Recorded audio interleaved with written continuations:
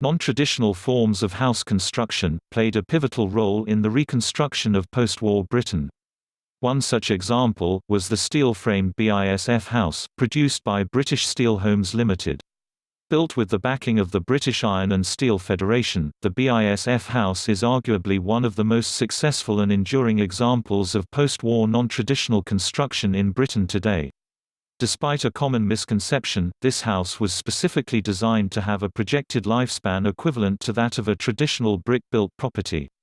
Today, they stand as testament to the engineering skills of Chief Engineer Donovan Lee, whose work was pivotal in the creation of this house. During our research, we occasionally uncover rare and valuable historical information. One such example relates to a set of documents recovered from the British Iron and Steel Federation archives of 1948. The documents reveal never-before-published data that identifies the original construction site locations for the majority of BISF houses built in Britain during the early post-war years. Each page details individual site locations and, where applicable, nearby railway stations where freight consignments could be delivered. Consignments were then split into smaller loads and transferred via goods vehicles to various locations as required. Quite often, one railway station would serve any number of individual build sites within the area.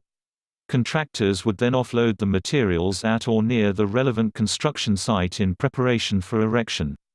At the time, many designated sites had no official street name or address. In these cases, the names of nearby landmarks or existing placenames was used. It was the contractor's task to check consignments for missing or delayed materials prior to assembly. Ironically, construction was often delayed due to the lack of smaller items such as fixing bolts, which were a small but none the less critical component of the build. The original data contained within this fascinating file has now been painstakingly entered into an online searchable database which can be accessed exclusively via the official bisfhouse.com website.